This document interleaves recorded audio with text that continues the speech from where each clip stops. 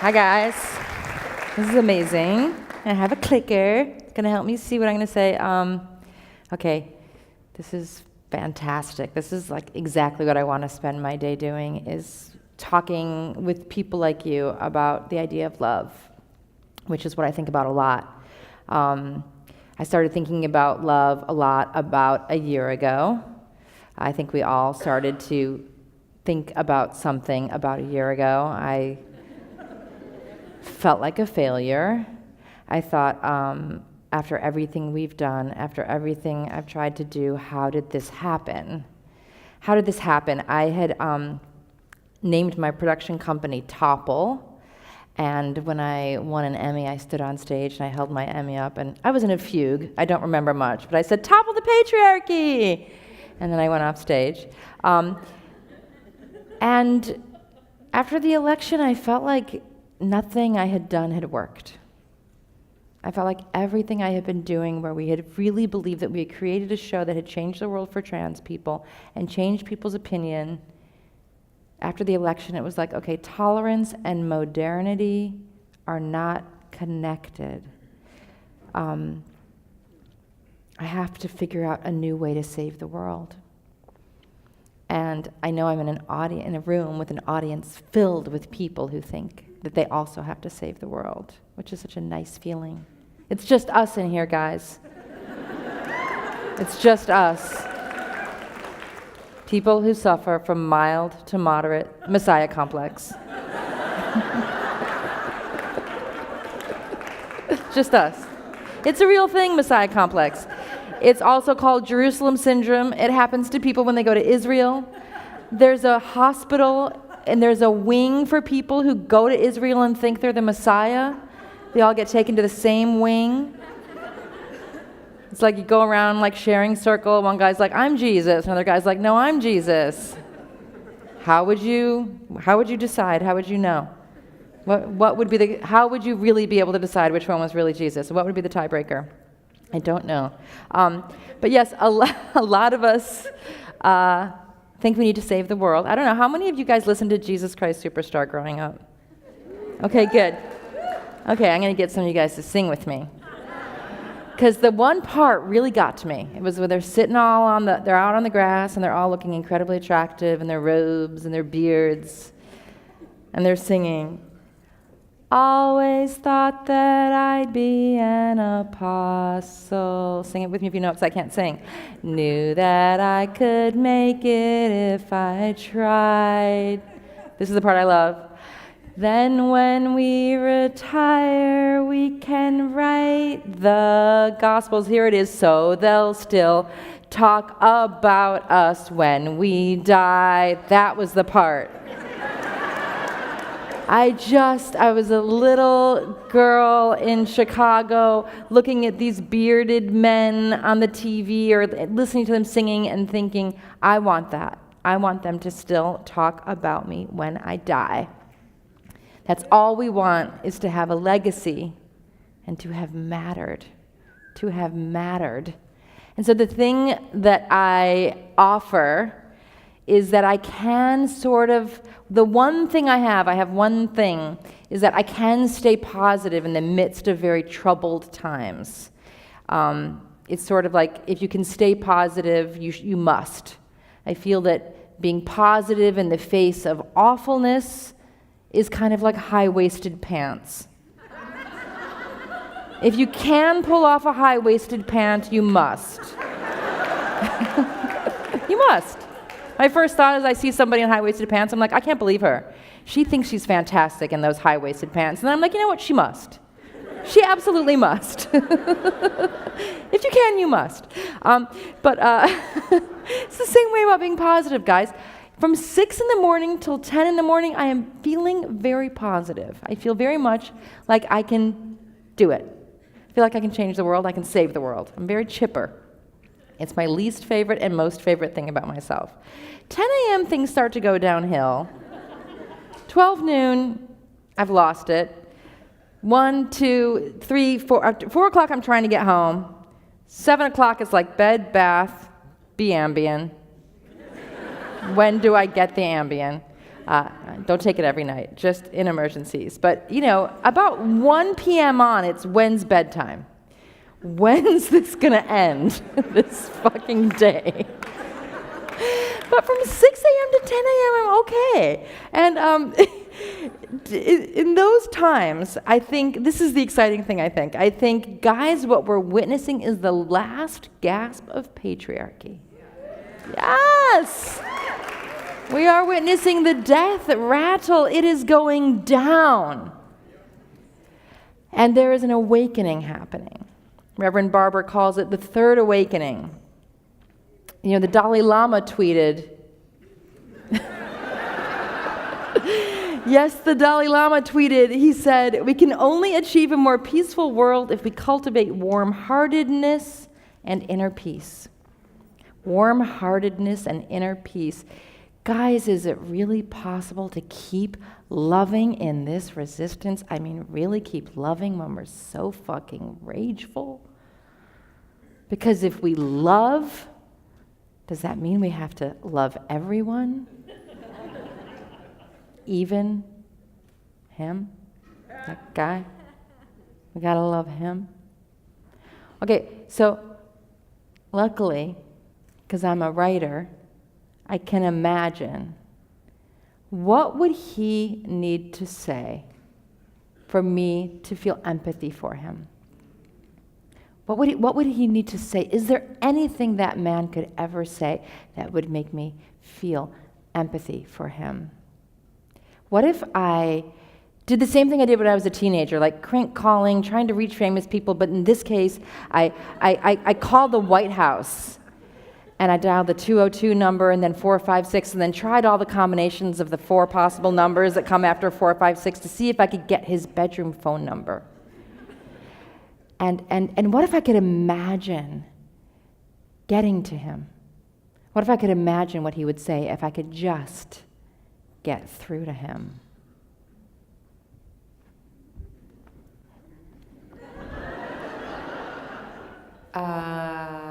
Donald, hey, it's Jill. I got your text. What's going on? I'm so I haven't been able to sleep. I need to tell somebody. You okay? I feel like I've had an awakening.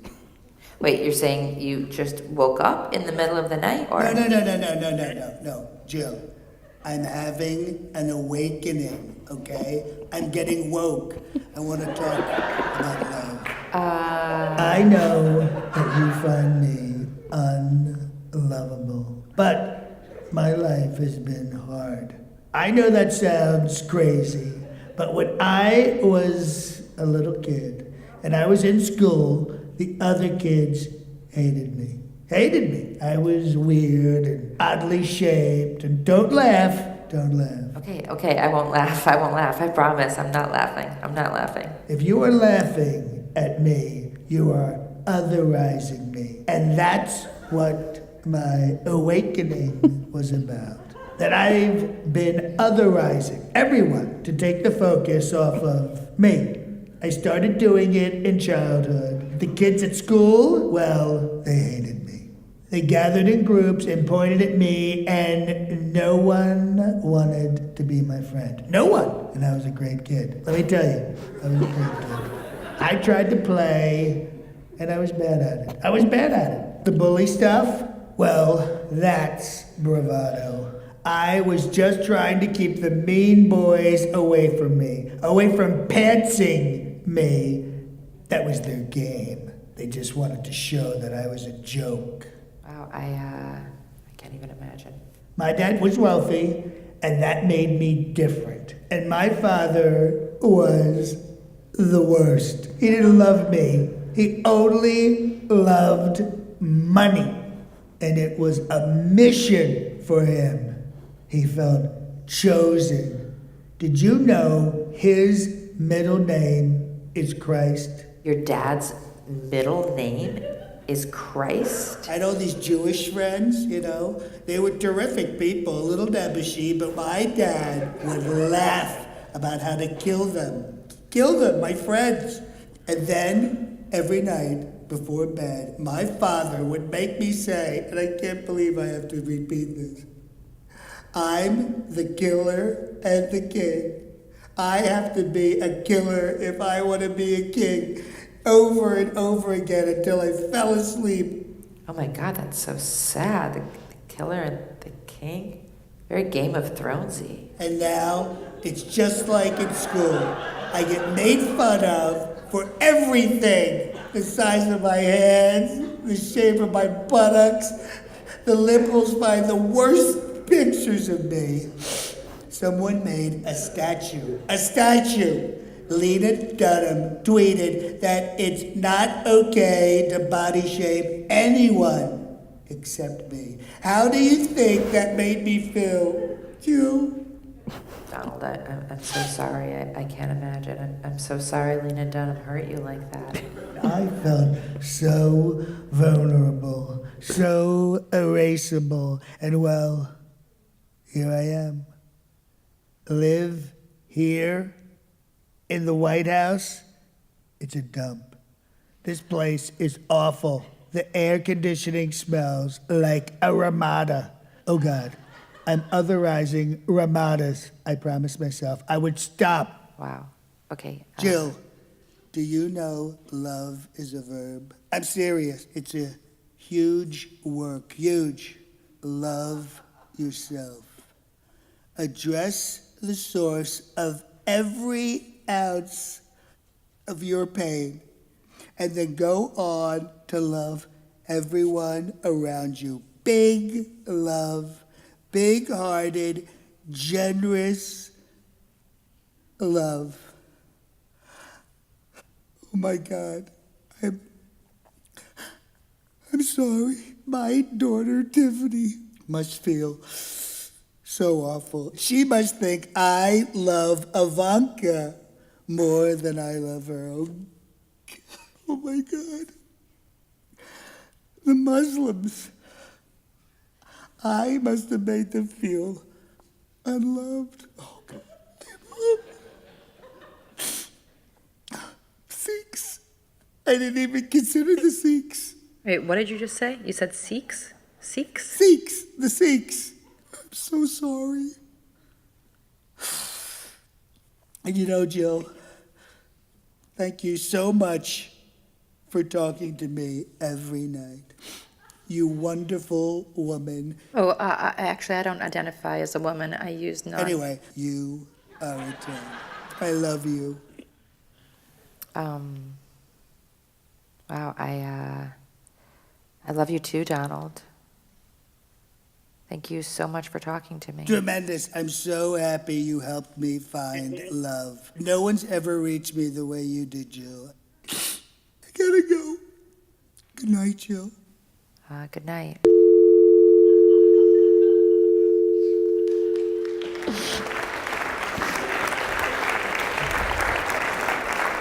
Thanks for tolerating that, guys. That was very fun for me to make. I mean, a couple things are actually true.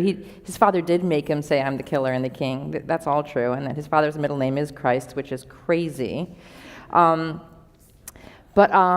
That for me was this thought exercise and a writing exercise of, could I ever feel for him? Can you feel for somebody you despise? And, you know, something I realized today and yesterday as I was preparing to do this is that I came up with this idea about 6 or 8 weeks ago when Mark asked me to speak here. It was right after Las Vegas had happened, and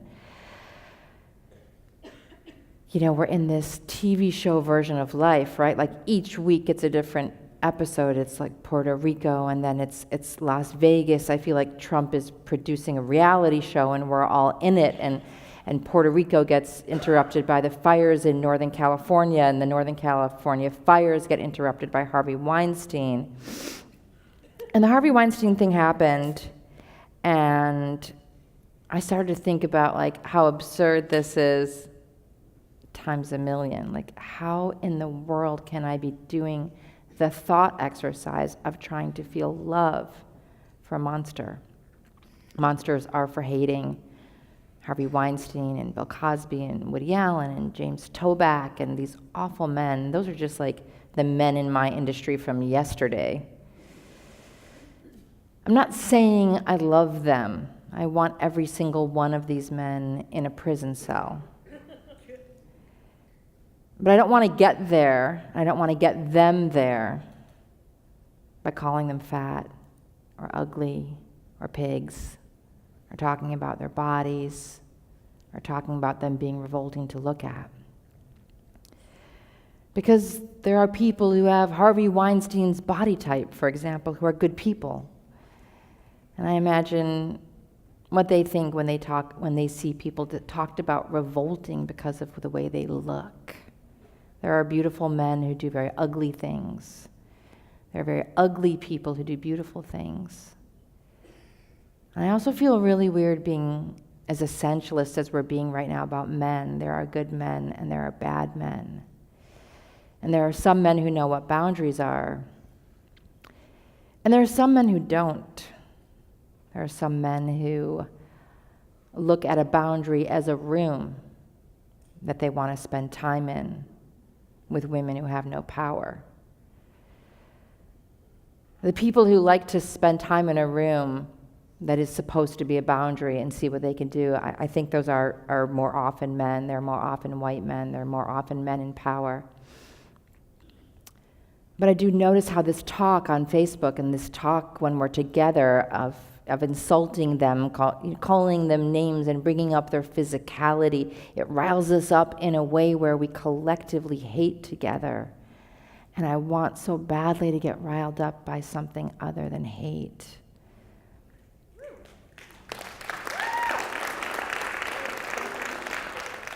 The right is able to rile people up with hate. Fox News is able to rile people up with humiliation. I want to let them have that as their weapon. And so how do we weaponize love if it's so hard to do love and to feel love? And that's really the question I've been asking myself. And when Mark said, what keeps you up at night? It's this question. It's so easy to stay in rage. It's so easy to stay in anger. But what do I want to be each day? How do I want to walk through the world? I'm starting to feel like I don't want to walk through the world being a slave to a media company for whom I'm working unpaid to create and distribute content. I deliver my friends to media companies as followers. I'm generating capital, data, like a mouse when I'm stroking that Instagram. I'm generating capital. I'm generating energy for media companies. So what can we do instead of the hunting and the pecking and the stroking? What can we do all day? And as I said, I feel all right between 6 and 10 in the morning. And when I do, it's because I am thinking, God, Goddess, God X. God X works in mysterious ways. It's a t-shirt. I am thinking, let this not be too exceptionalist a notion that essentially we are good, that humans are good.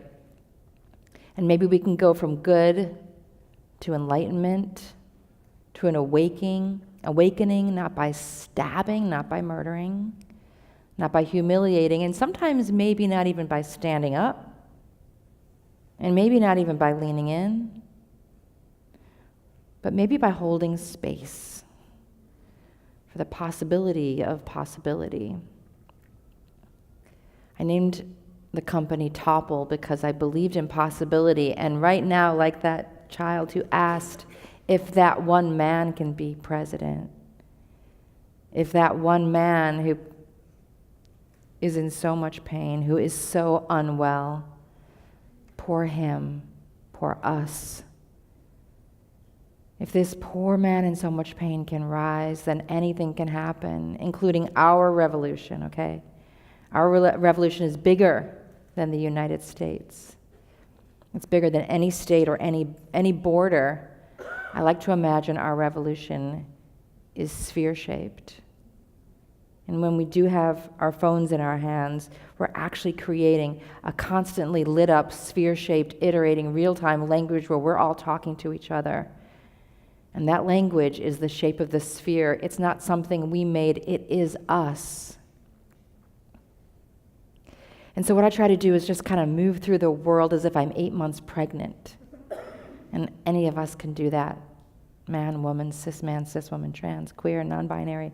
To hold this sphere, this shape of humanness, of slowing down and not clicking and not stroking, and just attempting to hold this space for each other, this emotional architecture where mercy is reigning, where we can still topple the patriarchy, but we can do it with love. Thank you.